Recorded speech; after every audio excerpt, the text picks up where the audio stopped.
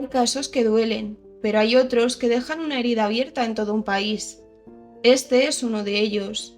Enero de 2008, un barrio humilde de Huelva, una tarde cualquiera, o eso parecía. Una niña de 5 años baja a comprar chucherías a un kiosco, a pocos metros de su casa. No era habitual que saliera sola, pero esa tarde lo hizo, y nunca volvió. Su nombre era Mariluz Cortés. Bienvenidos a Archivo Mortal, donde abrimos expedientes que muchos querrían olvidar. Historias reales, oscuras y perturbadoras, historias que no podemos dejar pasar. Gracias por estar aquí. Si os gusta este contenido, suscribiros, dad un like, activad la campanita para no perderos ningún episodio y compartidlo. Ahora sí, abrimos el archivo.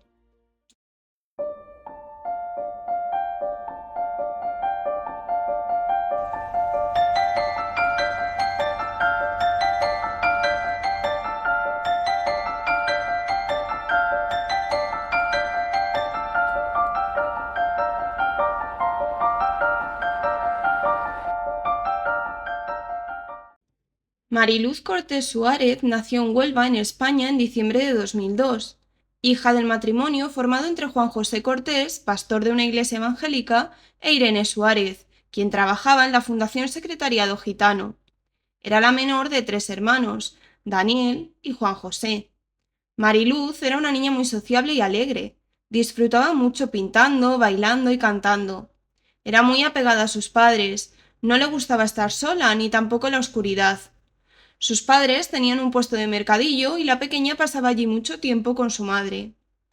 El 13 de enero del año 2008, Mariluz quería ir al kiosco a por una bolsa de palomitas.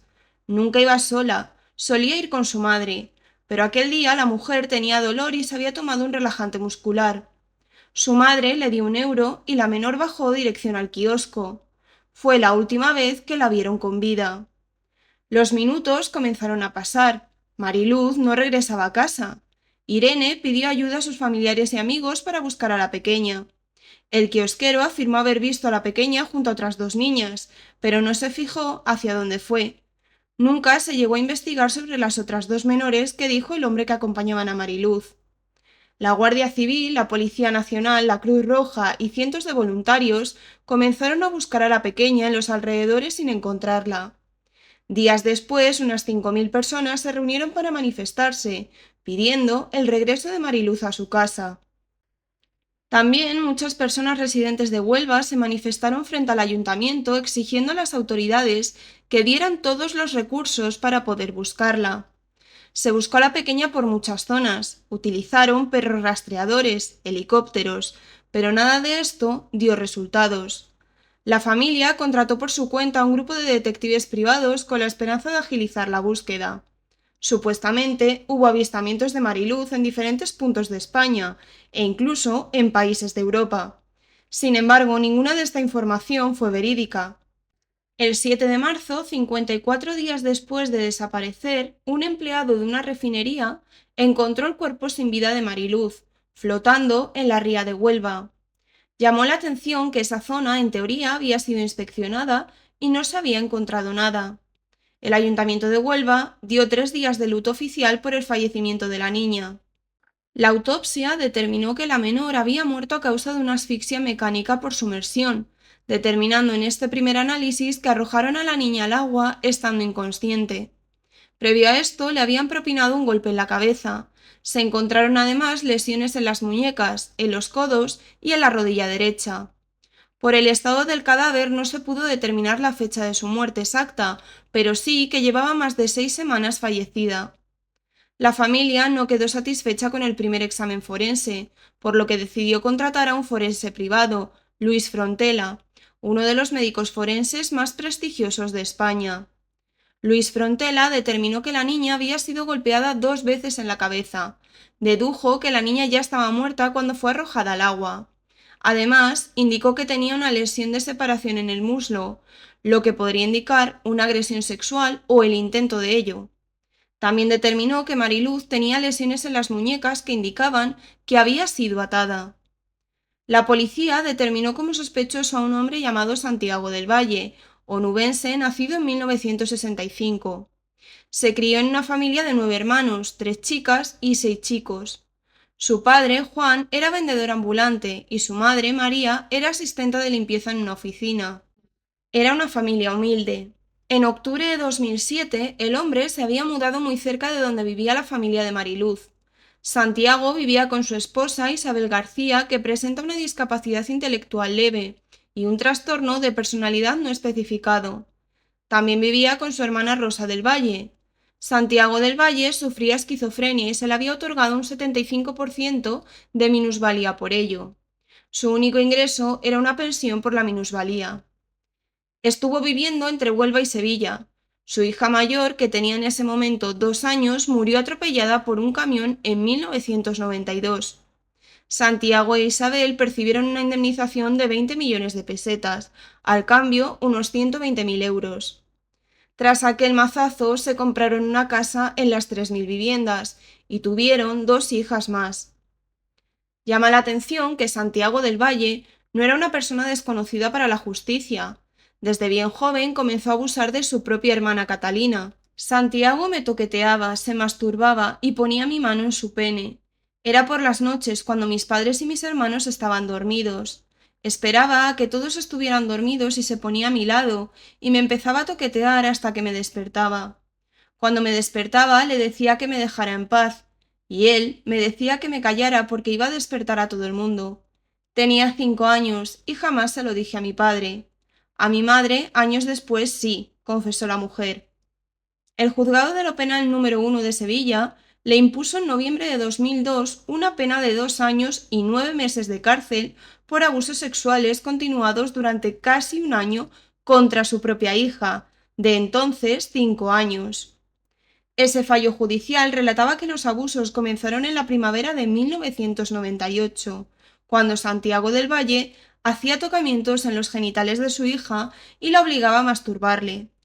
Además, el condenado perpetraba los actos preferentemente por la noche y en el dormitorio conyugal. De estos hechos tenía pleno conocimiento la mujer del acusado y madre de la menor, por lo que también fue condenada a la misma pena. Además, Santiago también fue condenado en este caso por falsedad en documento oficial, ya que falsificó un parte médico en el que se acusaba de los abusos al profesor de gimnasia de la niña, en un colegio público de Sevilla. Santiago del Valle llegó al extremo incluso de acudir a Canal Sur Televisión, que emitió una entrevista con él en la que pedía para su hija una indemnización de 10 millones de pesetas, unos 60.100 euros, a la Consejería de Educación de la Junta de Andalucía. En diciembre de 2004, Santiago del Valle fue condenado por el Juzgado de lo Penal 4 de Sevilla a 2 años de cárcel por abusar sexualmente de una niña de 9 años a la que abordó en la escalera de su vivienda. El acusado reconoció los hechos y aceptó esa pena. Según la sentencia, el acusado siguió a la niña cuando entró en el portal de su casa y la arrinconó, y allí le hizo tocamientos en el trasero y le besó en las mejillas. Santiago del Valle acabó desistiendo de su actitud cuando otra vecina entró en el portal. La niña se quedó llorando y el hombre se dio a la fuga tranquilamente, y además se llevó las bolsas de la compra de la menor. La ejecución de esta sentencia fue suspendida con la condición de que el acusado no cometiera delito alguno en 3 años. Posteriormente, en diciembre de 2005, la Audiencia Provincial de Sevilla ratificó la sentencia del Juzgado de lo Penal número 1 por los abusos sexuales de Santiago del Valle a su hija, que fue recurrida por el acusado. En marzo de 2006, el juez de lo penal rechazó la suspensión de la ejecución de la condena y ordenó la averiguación de su paradero, pero esta medida es distinta a la de dictar una orden de busca y captura. Santiago del Valle también fue condenado en Gijón a 2 años y 6 meses de prisión por sendos delitos de abuso sexual con reincidencia y coacciones a una menor de 13 años a finales de 2006. Del Valle, que contactó con la joven a través de una revista, se hizo pasar por otra niña de 13 años y se trasladó a vivir a Gijón. El acusado llegó a acudir al domicilio de la joven para entrevistarse con ella, sin que lo permitiera la madre de la menor, que cursaba sus estudios en el Instituto Matajove, en el que el acusado se matriculó en un curso de educación para adultos. A partir de septiembre de 2006, según el Ministerio Público, el imputado realizó un seguimiento continuo de la joven, a la que le hizo proposiciones sexuales y la invitó a acudir a un hotel antes de insultarla ante la negativa de la menor. En una ocasión, Santiago llegó a pegar en la puerta de entrada al centro educativo una nota con insultos contra la joven como puta, guarra y zorra, que fue leída por los compañeros del instituto, lo que obligó a que la menor tuviera que ir acompañada a clase desde ese día por otra persona. Posteriormente se dictó una orden de alejamiento contra él y Del Valle se marchó de Asturias. El caso, paralizado desde noviembre de 2006, se reanudó cuando Santiago del Valle saltó a la prensa nacional a raíz del caso de la niña Mariluz Cortés. Llama la atención que, pese a tener 5 causas abiertas por abusar sexualmente de menores, Santiago nunca había entrado en prisión. En uno de los casos, el juez de Sevilla, Rafael Tirado, tardó 4 años en considerar probados los abusos, sumados a otros 3 para confirmar la sentencia, debido al recurso interpuesto por la defensa. Mientras tanto, Santiago seguía cambiando de domicilio y cometiendo delitos en otras ciudades. Pero al no haber una sentencia firme, no existía urgencia de que entrase en prisión, ya que ningún dato anterior o posterior conocido por el juez hacía pensar en su especial peligrosidad. Así se justificó el magistrado.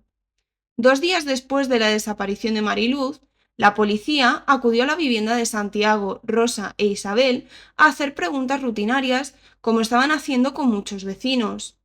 En ese momento, el hombre pronunció la siguiente frase: «Yo no me voy a comer ese marrón». También se detectó que el coche de Rosa estaba muy limpio, incluido el maletero. Dentro había cartones con manchas que olían a jabón o algo perfumado. 2 días después del hallazgo del cuerpo de Mariluz, Santiago, Isabel y Rosa fueron detenidos. La esposa de Santiago, Isabel, dio una primera declaración que no concordaba ni con los testimonios de Santiago y Rosa, ni tampoco con lo que se creía que había ocurrido. Ella afirmó que se había quedado dormida antes de las 4 de la tarde. Cuando se despertó, se dio cuenta que su marido no estaba. Luego se volvió a quedar dormida y se despertó cuando Santiago regresó a la vivienda. Él le había dicho que había salido a caminar. Eran sobre las 5 de la tarde cuando esto ocurrió. La declaración de Santiago fue distinta. Afirmó que tanto él como su esposa se habían echado la siesta y cuando se despertaron, algo antes de las 4:30, habían ido a pasear y ver tiendas al centro comercial y regresaron sobre las 8:30 de la tarde. Aunque no había ninguna prueba biológica que lo relacionase con la muerte de Mariluz y no había confesado, determinaron que lo llevarían a juicio porque concordaba con el perfil. Era la única persona de la zona que había estado acusado de abuso sexual a menores. Se investigó también a un grupo de ciudadanos rumanos que vivían cerca, porque habían tenido una disputa con la familia de Mariluz porque no les habían dejado poner un puesto en su mercadillo, pero los descartaron. Un detalle a tener en cuenta es que las ventanas del domicilio de Santiago del Valle estaban empapeladas con plásticos azules y amarillos. Como aseguró su hermana Catalina, yo creo que la ponía para que no lo vieran mirar a las niñas. El día de la desaparición, Mariluz pasó delante de la vivienda al regresar del kiosco tras comprar palomitas. Según los hechos probados, sobre las 5:20 de la tarde, Santiago del Valle se encontraba asomado a la ventana y, con la finalidad de satisfacer su ánimo libidinoso, atrajo a la pequeña arrojándole a la acera un osito de color blanco. Mariluz lo cogió y se metió en el portal, mientras Santiago le hacía gestos para que subiese a su domicilio. Hizo tocamientos sobre el cuerpo de la pequeña, a quien se resistió. Para evitar su huida, Santiago la agarró por la muñeca y por el tórax, originándose un forcejeo. Este terminó cuando Del Valle le propinó diversos golpes en la cabeza y tórax, haciéndole perder la consciencia. Ante esta situación, Santiago decidió deshacerse del cuerpo con vida de la menor. Valiéndose de un carrito de la compra, introdujo a la menor inconsciente, la tapó con un chaquetón de color negro para evitar que se la viera. Instantes después pidió ayuda a su hermana Rosa, que se encontraba durmiendo en la habitación de al lado. Ambos introdujeron a Mariluz en el maletero del coche de Rosa. Condujeron hasta la zona de las marismas. Allí Santiago arrojó a la niña al agua cuando aún estaba con vida, produciéndose la muerte de la menor por asfixia por sumersión. Los hermanos cogieron caminos distintos. Ella se marchó en coche y él a pie, llegando a casa con las botas manchadas de barro. Eran cerca de las 5:30 de la tarde, cuando Santiago se encontraba con su esposa. Le dijo de ir a dar una vuelta. Fueron a un bar donde consumieron agua y regresaron de vuelta sobre las 7 de la tarde. Santiago lavó las botas que llevaba cuando arrojó a la menor para evitar que se encontrasen restos orgánicos. Así lo dice la sentencia. Al día siguiente, todavía de madrugada, Santiago e Isabel emprendieron camino a Granada. 2 días después fueron detenidos por la policía y tras prestar declaración fueron puestos en libertad. Pese a las contradicciones en las que incurrieron, no había datos suficientes para prorrogar su detención. A partir de ese momento, las autoridades contaban con una línea más de investigación, la posibilidad de que Santiago estuviese implicado en la desaparición de la pequeña. Todavía no había aparecido el cuerpo. Así que comenzó la vigilancia, los pinchazos telefónicos y los registros. Pero Santiago tenía otros planes: marcharse de Huelva, primero a Madrid, luego a Valencia, hasta que al final paró en Pajaroncillo, en Cuenca. En su declaración en Cuenca, Santiago del Valle asumió directamente su vinculación en los hechos, exculpando a su mujer y su hermana, pensando que podría beneficiarse. Isabel, su esposa, se mostró predispuesta a colaborar asegurando que la tenían amenazada, mientras que el papel de Rosa había sido de colaboradora en el crimen. Ante el juez instructor, Santiago reconoció que utilizó el señuelo del osito blanco para engañar a Mariluz. Por eso, ¿qué le pasa con las niñas? Y no puede evitar, y que murió con él de forma accidental. Se dio un golpe mortal en la cabeza tras caer por la escalera del portal de su casa, aseguró ante el juez instructor. Pero ante el Tribunal Profesional de la Sección Primera de la Audiencia Provincial de Huelva, la cosa cambió. Del Valle modificó su declaración, negó haber visto a la niña, haber estado con ella y saber nada de su asesinato. Incluso manifestó haber sido coaccionado por la policía para autoinculparse tras su detención. Si alguien puede demostrar que estuve con ella, que lo haga, insistía. Respecto a por qué se había marchado de Huelva, el acusado indicó que había recibido amenazas por parte del entorno de Mariluz y que él siempre había cumplido con sus obligaciones policiales porque nunca ha temido a la autoridad. Pero los informes de los peritos que le examinaron evidenciaban su verdadera naturaleza. Padece desviación en el objeto sexual, pero puede controlar esos impulsos. Solo lo hace, el acercamiento a las menores, cuando sabe que no va a tener consecuencias. Además, no tiene alteración suficiente en sus capacidades volitivas ni cognitivas, es capaz de comprender la realidad que lo rodea, y no tiene afectada su inteligencia. Por su parte, Rosa se negó a declarar ante el tribunal, aunque sí lo hizo en el periodo de instrucción. Durante el mismo explicó su infancia, llena de problemas, donde ve a su hermano como un hombre problemático y contradictorio. Está colgado, pero nunca lo he visto como un loco. Y en cuanto a los abusos sexuales perpetrados por Del Valle, me cogieron por sorpresa, no me lo creía. Para la acusada, la única versión que hizo sin presiones fue que el día de autos estaba enferma, salió un momento a tomar un café y se despertó cuando sus vecinos comenzaron a llamar a la puerta buscando a Mariluz. El desapego emocional de Isabel ante los hechos ocurridos en Huelva sorprendió a los forenses del Instituto de Medicina Legal de Sevilla, que evaluaron a la mujer de Santiago el 8 de diciembre de 2008, sobre todo por afirmaciones como: si alguien muere porque se te cae de las manos, por ejemplo, tendrían que rebajar las penas. Y es que esta mujer mostraba auténtica pasión por su marido. Su testimonio ante el tribunal fue falso y aprendido. Negó que su marido tuviese algo que ver, alegó que estuvo con ella e incluso echó la culpa a su cuñada. Sin embargo, la presión la hizo tambalear y romperse. Fue el 25 de febrero de 2011 en televisión. Ocurrió ante las cámaras de Telecinco, cuando durante la entrevista con Ana Rosa Quintana, la mujer dijo claramente: «Mi marido se cargó a Mariluz». Isabel había mentido al tribunal acusando directamente al presunto culpable. Me dijo que iba a meter a la niña en el piso, pero que se le escapó y cayó rodando, aseguró. Me dijo que fue un accidente. Lo único que me dijo es que había llevado a la niña con su hermana, que le dijo que el único sitio para deshacerse del cuerpo era la ría de Huelva. La llevaron allí y se deshicieron del cuerpo. Inmediatamente después, Isabel fue puesta a disposición judicial, acusada de dar falso testimonio ante el tribunal. El juicio comenzó en febrero de 2011 en la Audiencia Provincial de Huelva, uno de los procesos más mediáticos y seguidos en España en años recientes. Fueron varias jornadas en las que se analizaron todos los detalles del caso, después de más de 3 años de investigación. La audiencia condenó a Santiago a 19 años de prisión por un delito de asesinato y a 3 años por abuso sexual con el agravante de reincidencia. Por su parte, Rosa fue condenada a 9 años de cárcel como cómplice de asesinato y no como cooperadora necesaria, figura jurídica que sí reconoció el Supremo tras ratificar la sentencia.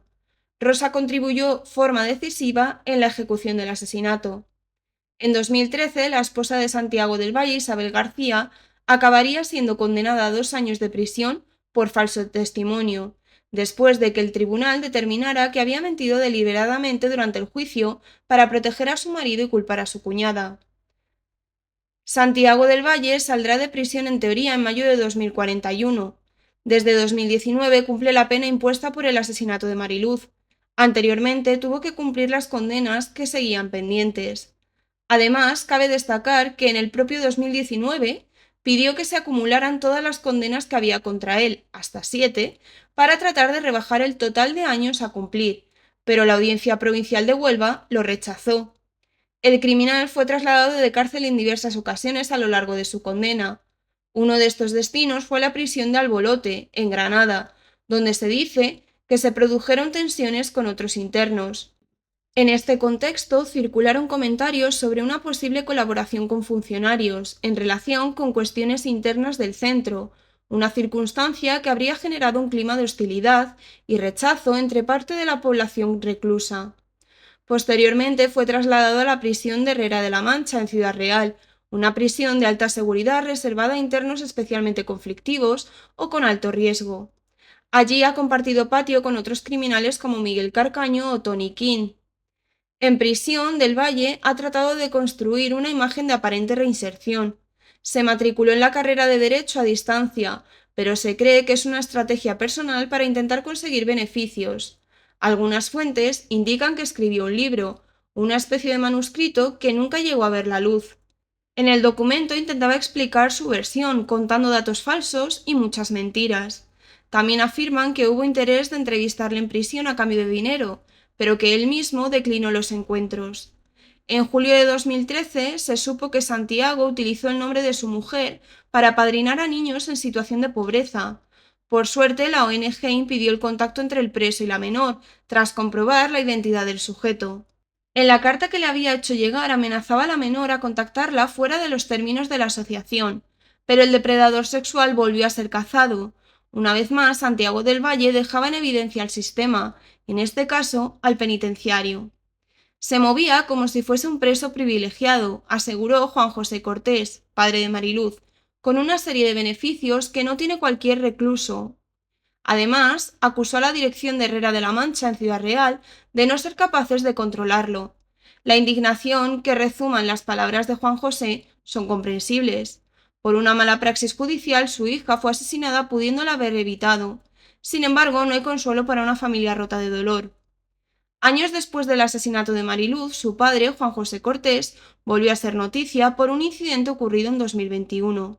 Todo comenzó cuando una joven creadora de contenido en TikTok publicó vídeos en los que se burlaba de la muerte de su hija. Meses después, ambos se encontraron de forma casual en la estación de Santa Justa, en Sevilla. Según los hechos probados, Cortés la reconoció y en ese momento la agredió con un bastón, golpeándola en la cabeza. La mujer tuvo que ser atendida por las lesiones y él fue detenido por la policía. El caso terminó en los tribunales, donde Juan José reconoció los hechos y aceptó una condena de 6 meses de prisión, además de una indemnización y una orden de alejamiento. Sin embargo, la pena quedó suspendida, por lo que no ingresó en prisión siempre que no volviera a delinquir. Y hay algo que cuesta entender. ¿Cómo alguien puede llegar a burlarse de algo así, de una niña, de una familia rota, de una historia que todavía duele? Porque no es normal, y quizá eso es lo que no deberíamos olvidar nunca. El caso de Mariluz Cortés terminó en los tribunales, con condenas, con responsables señalados y con una verdad que, aunque necesaria, nunca fue suficiente, porque hay cosas que una sentencia no puede reparar. Mariluz tenía 5 años, y su historia no solo habla de lo que hizo un hombre, sino de todo lo que falló antes, de advertencias que ya estaban ahí, de decisiones que no se tomaron, de un sistema que llegó tarde, Y quizá por eso este caso sigue doliendo tanto, porque no fue solo un crimen, fue un crimen que se pudo evitar. Y mientras el tiempo pasa y las noticias dejan de hablar de ello, hay familias que no pasan página, que siguen viviendo con una ausencia que no se llena, que siguen recordando, porque algunas historias no terminan cuando acaba el juicio, terminan cuando dejemos de olvidarlas. Si este caso te ha impactado, te invito a seguir el canal, compartir este episodio y dejar tu opinión. Siempre desde el respeto, por supuesto, me ayuda muchísimo a seguir investigando y dándole voz a otras historias. Nos escuchamos muy pronto con el siguiente caso.